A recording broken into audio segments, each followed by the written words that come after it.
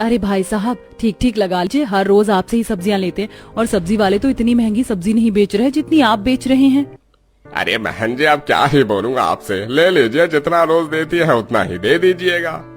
इस बार तो हमने लगभग महीने भर का राशन ले लिया। सही किया, हर हफ्ते बार बार लेने से अच्छा है कि एक बार में ही ले लो। वो दुकान वाला भी 30-40 रुपए कम कर लेता है सारा सामान एक साथ लेने में। चलो अब जल्दी से घर चलते हैं, अभी तो खाना भी बनाना है। अरे कहाँ हो आजकल, कहीं दिखाई नहीं देते, कभी घर आओ। हाँ सरपंच जी, जरूर आएंगे। वो क्या है ना, आजकल काम थोड़ा ज्यादा है तो इसलिए समय नहीं मिल पा रहा है। अभी भी बड़ी मुश्किल से खाना खाने के लिए वक्त निकाल कर आए हैं। मदनपुर नामक इस छोटे से गांव में सारे लोग हंसी खुशी अपनी जिंदगी जी रहे थे। हर कोई एक दूसरे की काफी मदद करता था। सभी गांव वालों में एक दूसरे के प्रति काफी मेल मिलाप और प्यार था। हर रोज की तरह आज भी सभी अपने अपने कामों में लगे हुए थे कि तभी इस छोटे से गांव में बड़ी बड़ी 3-4 गाड़ियां आती हैं, जिसमें से एक अखिलेश नाम का आदमी अपने बॉडीगार्ड के साथ गाड़ी से उतरता है और सीधा सरपंच के पास आता है। अरे आप लोग कौन हैं? यहाँ किसी जरूरी काम से आए हैं क्या? जी, मेरा नाम अखिलेश है और मैं एक बहुत बड़ा बिजनेसमैन हूँ। कुछ समय पहले ही सरकार से मैंने इस गांव की सारी जमीन खरीदी है। मैं इस जमीन पर जल्द से जल्द एक फैक्ट्री बनाने वाला हूँ, इसलिए आप लोगों से जमीन को खाली करने के लिए कहने आया हूँ। अगले हफ्ते से यहाँ फैक्ट्री का काम शुरू हो जाएगा, तो आप लोग जल्द से जल्द इस जमीन को खाली कर दीजिएगा। अरे ये आप क्या कह रहे हैं?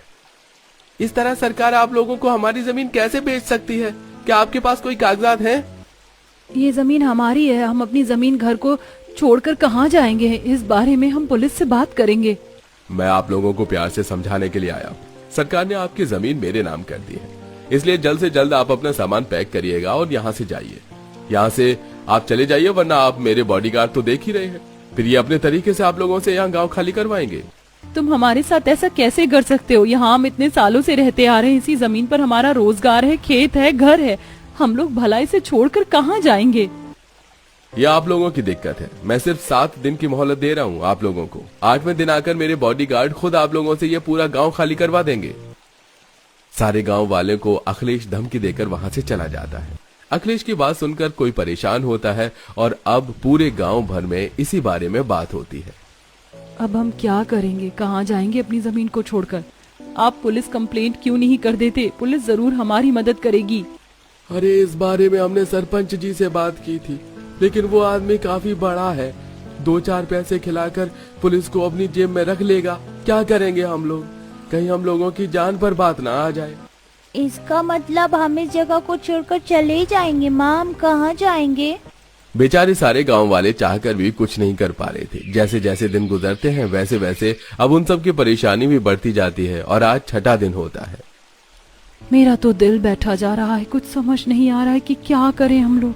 काफी डर भी लग रहा है, अब भगवान ही कोई चमत्कार दिखाएंगे।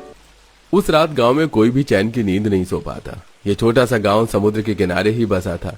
रात के तकरीबन घड़ी में 1 बज रहे थे कि तभी समुद्र में अचानक तूफान आ जाता है और साथ ही भयंकर बारिश भी होने लगती है और कुछ ही देर में हल्के हल्के भूकंप के झटके भी सभी गांव वालों को महसूस होने लगते हैं।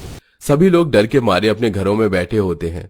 सुबह होने के साथ साथ बारिश और तूफान बंद हो जाते हैं और अब जब सब लोग अपने घरों से बाहर आते हैं तो देखते हैं कि उनके गांव का आधा हिस्सा भूकंप की वजह से टूटकर समुद्र में चला गया है। हे भगवान, ये हमारे गांव का हिस्सा कैसे टूटकर अलग हो गया?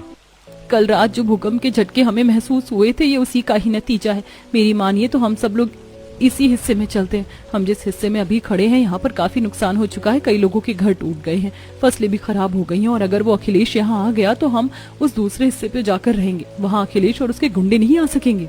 सुनीता बिल्कुल ठीक कह रही है, हमें जल्द से जल्द नाव बनानी होगी उस तरफ जाने के लिए। मैं अपनी पत्नी से उनकी बात से सहमत हूँ। अब हम लोगों के पास कोई और रास्ता नहीं बचा है। लगता है यह भगवान का ही कोई इशारा है। गांव के सभी लोग उन 5 बहू की बात से सहमत होते हैं और जल्द से जल्द एक लकड़ी की नाव बनाकर थोड़े थोड़े करके सभी लोग समुद्र पर तैरते हुए उस गांव के हिस्से पर आ पहुंचते हैं। अरे हम लोग यहाँ तो आ गए, लेकिन अब यहाँ करेंगे क्या? घर बनाने के लिए जेब में ना ही पैसा है और ना ही कोई सामान। बिना घर के अब यहाँ कैसे गुजारा करेंगे इस तरह खुले आसमान के नीचे रहकर? हमें इस तरह खुले में रहने की कोई जरूरत नहीं है, हम लोग घर बना सकते हैं। हमारे गांव में कई लोगों के घर मिट्टी के बने हुए थे। मिट्टी के घर बनाने में बिल्कुल भी लागत नहीं आएगी और ना ही ज्यादा समय लगेगा। अगर हम लकड़ी ईंट पत्थर का घर बनाते हैं तो उसमें समय लगेगा ही, और साथ ही साथ अगर दोबारा तूफान आया तो काफी नुकसान होगा। मिट्टी का घर अगर टूट भी गया तो दोबारा बना सकते हैं। रेखा बिल्कुल ठीक कह रही है, और समुद्र के किनारे से तो हमें काफी सारी मिट्टी भी मिल जाएगी घर बनाने के लिए। तो अब देर किस बात की, चलो शुरू करते हैं अपना मिट्टी का गाँव बनाना। सभी लोग नाव से दूसरे हिस्से की तरफ जाते हैं और वहां से अपना बचा कुचा जरूरत का सामान लाकर समुद्र के तैरते गांव के हिस्से पर रख देते हैं। तो वहीं अब एक एक कर सभी लोग ढेर सारी मिट्टी लेकर नाव से इस तरफ लाते हैं और अब अपना मिट्टी का गांव बनाने की तैयारी करने में एक साथ जुट जाते हैं। अरे बच्चों, 2 मंजिल का घर बनाओ, हम 7 लोग हैं। अब इस एक कमरे में तो गुजारा होने से रहा, और थोड़ी मिट्टी और गीली करो, सूखी सूखी मिट्टी है। मेरे ख्याल से हम लोगों को छोटे छोटे 5 कमरे बना लेने चाहिए। बड़ा कमरा बनाने में काफी समय लगेगा, मिट्टी से छोटे छोटे कमरे जल्दी भी बन जाएंगे। मिट्टी तो हमारे पास खत्म हो गई है, एक काम करती हूँ मैं और मिट्टी लेकर आती हूँ, और ये जो मिट्टी बची है इसमें तुम पानी मिलाकर इसे अच्छे से गीला कर लो। अरे मुझे तो समझ नहीं आ रहा किस तरह बनाऊं अपना मिट्टी का घर। सरपंच जी, आप परेशान मत होइए, हम लोग हैं ना, हम लोग आपकी मदद करते हैं। सभी गांव वाले एक दूसरे की मदद करने में लगे हुए थे। कोई अपना 2 मंजिला घर बना रहा था तो कोई 1 मंजिला घर, और कुछ तो मिट्टी से दुकान ही बनाने में लग गए थे। अरे बन गई मेरी छोटी सी मिट्टी की दुकान, अब मैं इसमें पहले की तरह आराम से राशन भर सकूंगा।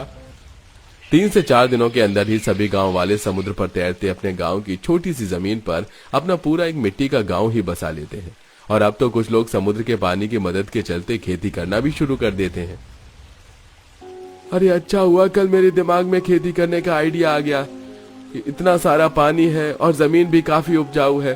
अब पहले वाला काम तो हम कर नहीं सकते, तो खेती करके ही गुजारा चलाना पड़ेगा। अरे मैंने तो यहाँ समुद्र के किनारे पर ढेर सारी मछलियाँ भी देखी हैं, तो क्यों ना हम लोग मछली पकड़ना शुरू कर दें। ये सही रहेगा, मछलियाँ पकड़ने और उन्हें शहर ले जाकर बेचेंगे तो काफी मुनाफा होगा। उस तरफ जाने के लिए नाव तो है ही हमारे पास, और अब तो कुछ लोग पुल भी बना रहे हैं ताकि जल्दी और आसानी से जा सकें। मुझे तो लगा था कि यहाँ रहना काफी मुश्किल होगा, लेकिन अब धीरे धीरे हम लोगों ने यहाँ अच्छे से अपना बसेरा कर ही लिया। 5 बहू के चलते पूरा गांव बेघर होने से बचता है, और अब समुद्र के तैरते अपने गांव के हिस्से पर पूरा बसेरा कर लेता है। सभी लोग खेती करके सब्जियां फल शहर ले जाकर बेचेंगे, जिससे उन्हें काफी मुनाफा होता। तो वहीं आसपास पानी होने की वजह से भी गांव वालों को खाने पीने की चीजों को छोड़कर बाकी चीजों में पानी को लेकर दिक्कत बिल्कुल भी नहीं होती। तुम 5 बहू ने तो सच में कमाल कर दिया। अगर तुम 5 ना होती तो हम कभी भी अपना ये मिट्टी का गांव नहीं बसा पाते।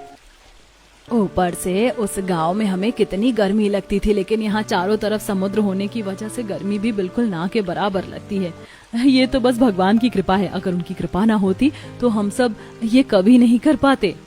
सभी लोग समुद्र पर तैरते अपनी मिट्टी के गांव में काफी ज्यादा खुश थे, और ऐसे ही काफी समय गुजर जाता है।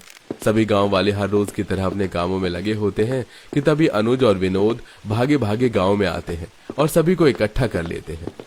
अरे क्या हो गया तुम दोनों को, इस तरह भागते हुए क्यों आ रहे हो? कोई जरूरी खबर है क्या?